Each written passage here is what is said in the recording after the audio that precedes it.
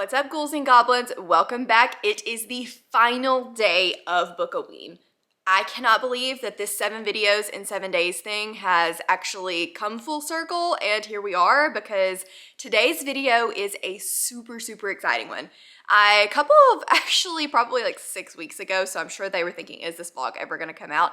I asked Gabby, Olivia, and Riley Marie to give me one of their favorite spooky books for me to read. All of them were very kind and pretty much gave me a list of things that they recommended, and I was able to pick from those of the ones that I have not read, and I think I got some really good books. You guys have probably already seen it from the thumbnail, but I'll go through them really quickly with you guys in just a second. But before I do that, I need to update you guys on my thoughts of Magic Mind. So a few weeks ago, you guys saw me tell you a little bit about Magic Mind and that I was going to be joining their campaign to help save the rainforest, to do good, and to drink Magic Mind for 14 days. This was part of their campaign that was running from October 1st to November 30th. And so I set out to use this for 14 days to kind of help me narrow my focus down a little bit and drink less coffee, because that's one of the great things about Magic Mind is it is a coffee replacement. Now, I didn't get rid of coffee entirely, but I was able to kind of cut back on my caffeine a little bit. Kind of thoughts on Magic Mind. I actually surprisingly feel like this worked. I was a little bit of a skeptic, not gonna lie. The one thing that I noticed was I drank this at like 2:30 in the afternoon and I could not go to sleep. I never have a problem going to sleep after caffeine. Like, I can drink 3 cups of coffee and I'm down for the count, but this kept me awake like every day that I drink it after 3 o'clock. So had to move it to the morning. The only negative for me in this one was that I'm a very picky eater. I don't like anything green, and this is very green. It tastes kind of like plants. It's matcha. The taste was just not to my liking, so I found that it was better for me to kind of just do it as a shot and get it down. You can mix it with like milk, sugar, whatever you want to do. I got used to the taste. It's not that big of a deal. I'm just a really picky eater. A lot of people I think will be completely fine with the taste. Anyway, I do feel like it gave me more energy. I do feel like I noticed a little bit of a change in focus, which was one thing that I was really looking forward to, and I'm pleasantly surprised. If you are looking for a boost without using caffeine, then this might work really well for you. So just a quick reminder that they are doing this as a campaign to help save the Amazon rainforest and to just generally do good for others. And so you can use the hashtag 14 days of magic, and for every 10 views that something with that hashtag gets, they're going to be donating $10 to the Amazon rainforest. So super good cause. Highly recommend you guys do it. If you want to enter to win a 1 to 3 month subscription of Magic Mind, you can use the link and posted down below, and then use the code MEL14 for 20% off your first order of Magic Mind, and by ordering you will be entered into that contest. So thank you so much, Magic Mind, for sponsoring today's video, and I'm really looking forward to seeing what they do in the future. Let's talk about the books.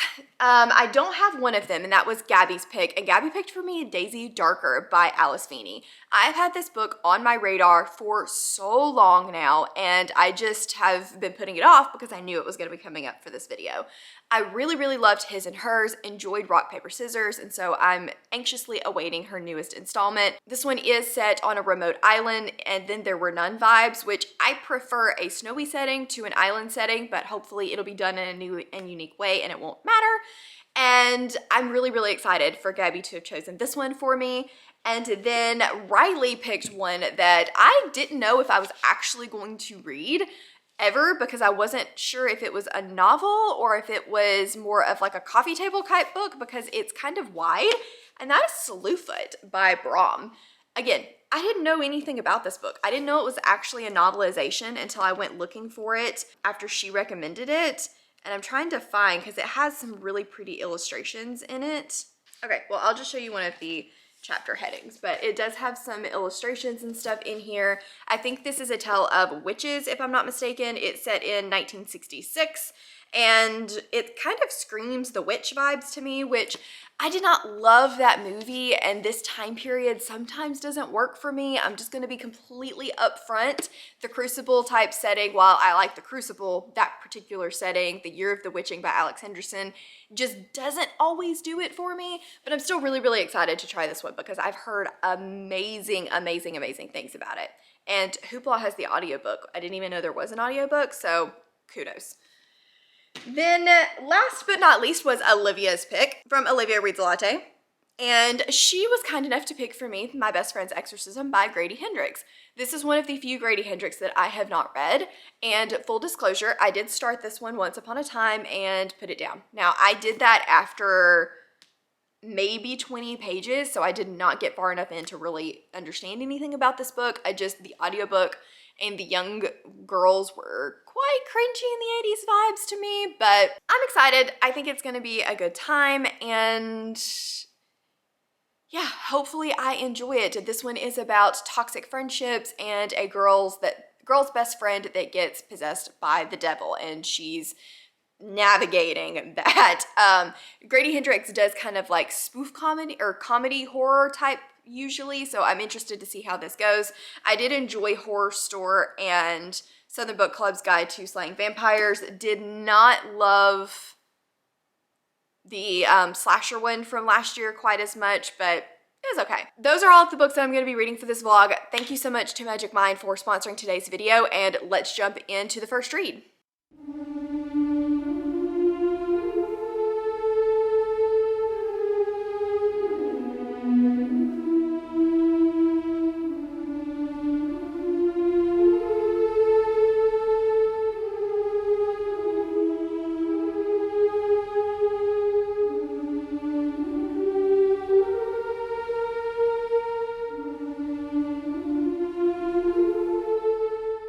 So I figured that it's been a long day, I want to take a bath, and what better bath bomb to use than when talking about Gabby to use the Scream bath bomb from Lush. I'm really excited to use this because the lady at Lush said that if you put it in really carefully, it will actually make an even bigger Scream face in your bathtub. So we're about to try it. I'm holding you over water. This is not a good plan, so I'm gonna put you down and we're going to see if this makes a big Scream face. Okay, so I was told to do this very carefully.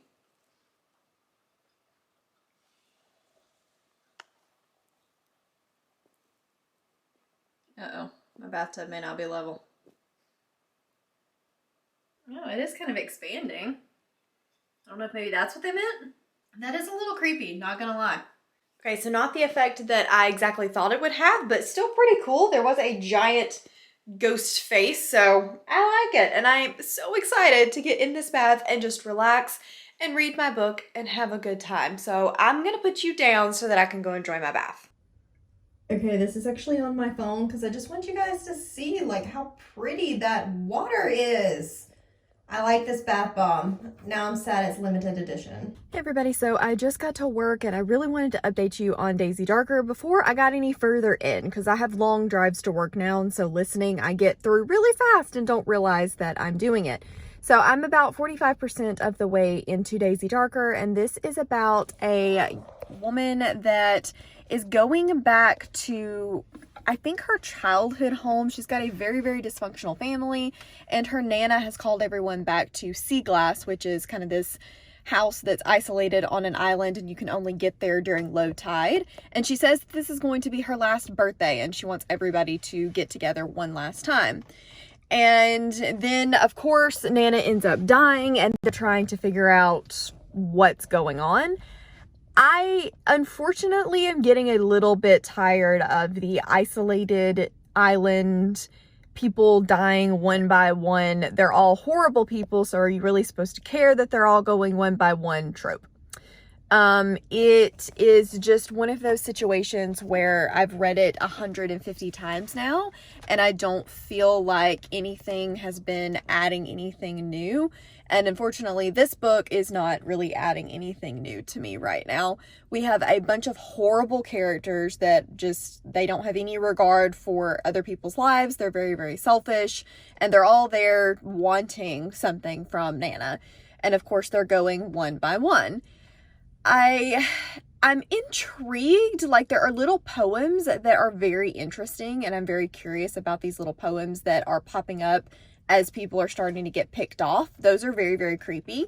But other than that, it's been a lot of flashbacks to the 1980s, and I'm sure everything is going to start to come full circle. But for now, in the first half, it's been a lot of relationship moments, but the relationships to me are not that interesting. I just feel like they're very run-of-the-mill, horrible people that you would find in fiction kind of relationships.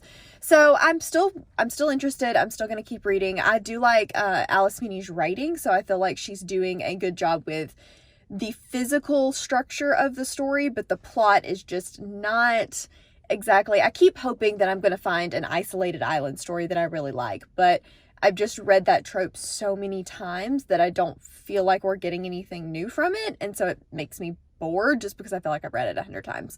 But anyway, I'm going to listen to more of it on the way home this afternoon, possibly able to finish it, not really sure, but I will touch base with you guys once I'm able to know more. I'm at work and there are people around, so that's why you see me moving the camera. But anyway, I'm going to go into work and hopefully the day's not too bad because it's been so busy. I haven't even gotten lunch lately. So wish me luck. I'll chat with you later. Hello friends. So I have finished Daisy Darker and I'm not sure what I think about it. I think I'm probably going to end up giving this one a run-of-the-mill 3-star. There were things about it that I really liked and things about it that I didn't love quite as much. The pacing for me was incredibly slow. There were moments of high intrigue where I was like, oh, what's going on? How is this going to play out?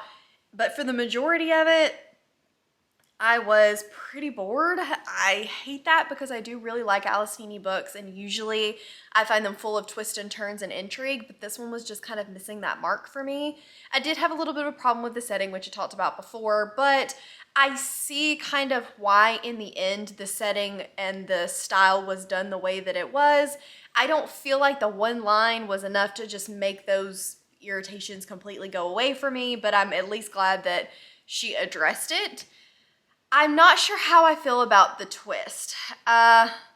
When you look at the major part of the twist, I do agree that there was plenty of setup for that. There were plenty of little moments where you can be like, oh yeah, that totally makes sense. But in the grand scheme of twist, I just don't know that logically I liked it.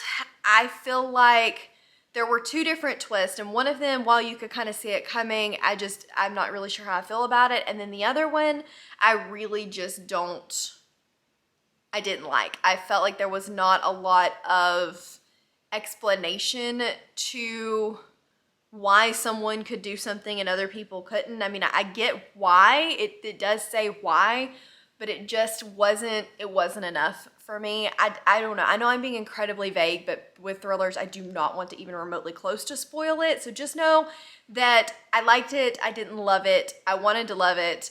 And I think it's a 3-star read for me. So that's really all I think I have to say on Daisy Darker without spoiling it.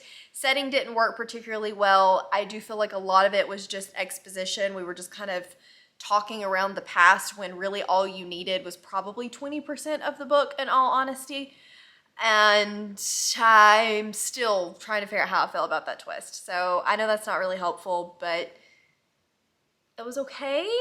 But thank you, Gabby, so much for picking it for me. I was really anticipating this one. So this was probably the one that I was the most excited was a pick because I really enjoy Alice Feeney books. I really liked his and hers, Rock, Paper, Scissors.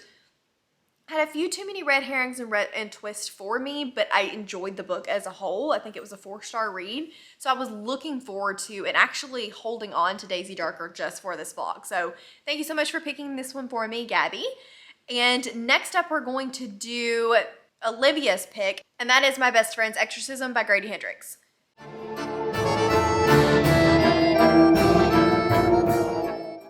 This one, everybody I feel like already kind of knows what it's about and has probably read it but me. I will admit that when Olivia gave me the list, and this was the only one that I had not read yet, I was a little hesitant because I did DNF this book very early on the last time I tried to read it. And we'll talk about why, because if I hadn't had to read it for this vlog, I would have done it again. But this is about a girl and her best friend. It starts when they are 10 years old and kind of how they become friends. And then her best friend gets possessed by the devil. I think it's more of a how toxic teenage friendships can be. but I don't really know what the like meat of the plot is other than that basic synopsis. I am currently 28% of the way through, and that first 15% or so was rough. So incredibly cringy. I mean, these girls are 10 when, I think 8 or 10 when the book first starts, and oh, I just don't like reading from kids. And then they do get older, but it's still extremely cringy. Finally, when they hit high school and the possession happens, things do kind of start to settle out, and I'm much more interested and not nearly minding the writing as much now. But that first 15 to 20%, if I hadn't had to be reading it for this vlog, I don't know that I would have powered through, but I did, and now we're much better. So I'm excited to see where the rest of the story goes. I am intrigued. I think it's gonna be a pretty basic like exorcism story, but I'm still really interested in it, and I'm looking forward to understanding what all of the hype is about. So I'm about to go do my Supernatural watch along with my Patreons. We are on episodes 6, 7, and 8, I think, which unfortunately is the Bugs episode, and I really, really, really don't like the Bugs episode, but I'm gonna take one for the team, take one for the people that haven't seen the show yet, and we're all gonna suck it up, and we're all gonna watch it, and it's gonna be great. I hope. Anyway, I will touch base with you guys once I've read a little bit more of her best friend's exorcism, and so far, I'm pleasantly surprised. So we'll see what happens.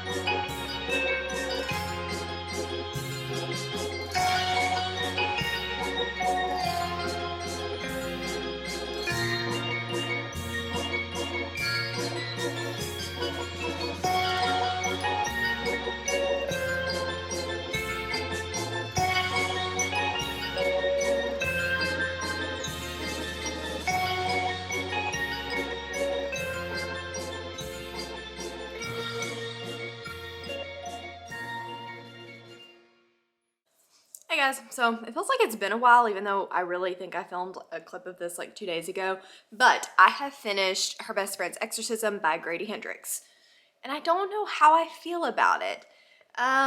It was still like a parody, a spoof of teenagers in the 80s, and it had those vibes. So there was a little bit of corn that kind of continued throughout the novel, but the corny, really, really, really cheesy beginning that I was having a problem with did get much, much better. And overall, I enjoyed this book. I think that this is one of Grady Hendrix, at least as far as the ones that I've read, more horror style. He does get pretty deep into the exorcism and kind of the grossness of that. There was a point in the exorcism where I was literally snorting and rolling my eyes at how ridiculous it was. But I also feel like that's kind of Grady Hendrix's thing. And I don't think it was intended to take itself too seriously. And so that's why I think I'm going to give this one like a 3 three and a half star. I had a good time with it. I enjoyed my time. Is it one that I would reread? Probably not. But if you're a fan of that horror that doesn't take itself too seriously but is trying to kind of get a point across, you might really enjoy this one. I feel like most people have probably already read it anyway, but I don't have any super strong feelings one way or the other. I didn't absolutely love and want to gush about it for hours, but I certainly didn't dislike it either. I do like what it said about friendship and how bonds are there, and if you have a friend that you consider a true friend, those bonds, even though they probably should be broken sometimes, are hard to break. And I think it says a lot about how mean teenagers are, especially girls. I don't feel like that's really changed much since the 80s, but also how you should let some things go sometimes, even if it's hard to do. But in the end, this does have kind of that happy ending sort of horror. I don't really consider that a spoiler. I feel like that's kind of Grady Hendrix's thing. It's not like a super, super happy ending, but there's closure to it. It's not the way that a lot of like horror does that bleak, hopeless ending. There is closure to this, and I enjoyed it. I really don't have a whole lot else to say other than I liked it, and thank you, Olivia, for finally encouraging me to pick up and read it, because I had been putting this one off. I had been procrastinating like nobody's business on this thing, and I needed to read it. I wanted to read it, and I finally have, and I enjoyed it. So thank you so much, Olivia, for encouraging me to read this one. I wish I had more thoughts on it, but I liked it. I don't know what else to say. It was a good time. You should read it, especially I feel like if you liked Southern Book Club's Guide to Slaying Vampires, then you probably would like this one. If you're more of the newer one, the Final Book Support Group, you might not like this one as much. I feel like this does lean more into the Southern Book Club than it does Final Book, but if you enjoyed both, then definitely pick this one up. I liked it. 3.5 star. Win. So I have also started, and let's just pray the battery lasts long enough for me to talk about this, Slew Foot. It's not going to last long enough. Please hold. Slight angle change. Now you can see the dirty house behind me because the charging cord won't reach that far. But we were talking about Slew Foot by Brom.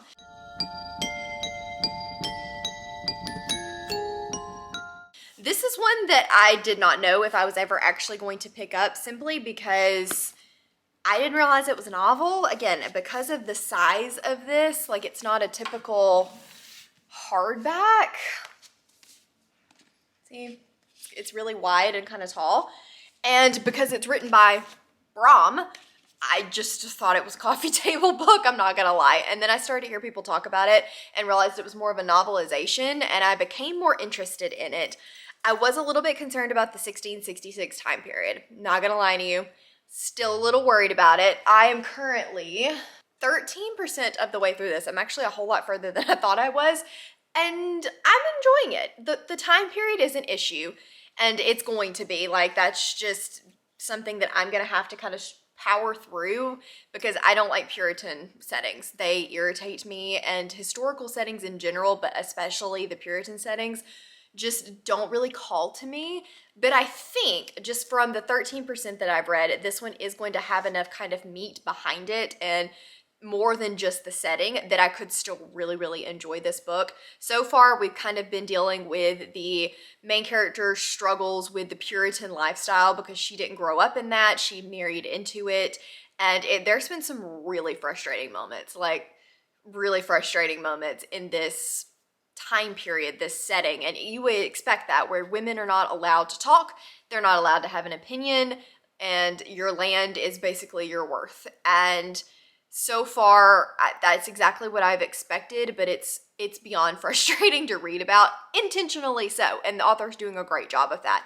But I am enjoying being in Abby's head and kind of learning about her life, and we've had a creepy moment kind of at the very, very end of where I left off at the 13% mark that I'm super intrigued by. So I think this one could surprise me a lot, and I'm very interested to continue reading it. And the narrator is doing great. I'm actually listening to this one on audio because I thought it had more illustrations than it actually does. It's mostly just chapter headers, so I felt like I could listen to it, and the narrator is fantastic. She does talk a little on the slow side, so I've had to bump her up pretty high, but really enjoying the narration of this, and I'm hoping that I can finish it in the next day or two. This weekend, I think David and I are going to carve some pumpkins and make some Halloween cookies, so I will show you guys all of that.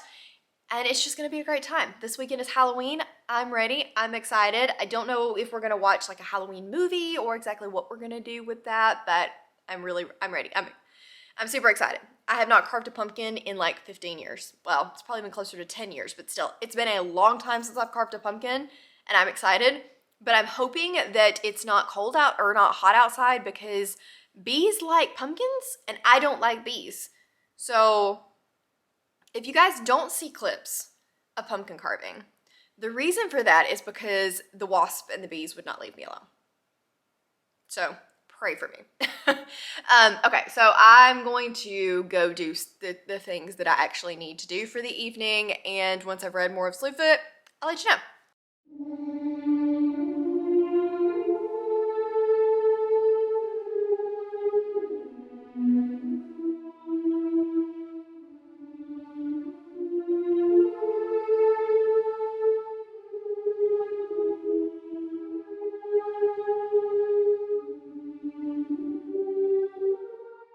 Okay, look, cookies are a little bit pitiful.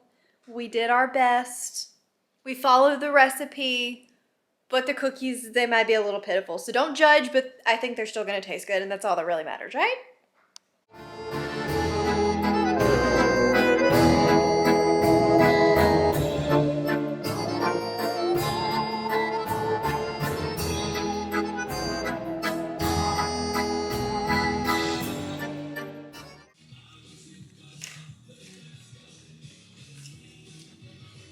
Mama. Okay guys, so it is time to wrap up this vlog with my final thoughts on Slew Foot. I actually ended up enjoying this book a lot more than I thought I would. I honestly was not sure that it was really going to be for me, especially with the Puritan setting, and it is very, very Puritan setting. And that part I didn't just love. I did find that it didn't really add anything new. It was a very, the witch vibes, very standard Puritan, you know, burn the witch kind of setting. So that part didn't really do a whole lot for me, but I did like the Slew Foot side of things and the lore behind his character and how all of that worked. Brindley, in or out, baby? So I did enjoy that quite a lot. I felt like it was well done. There was a pretty decent bit of backstory there. I did like the setup and how things took the course, I guess, but unfortunately I did feel like this book was quite long.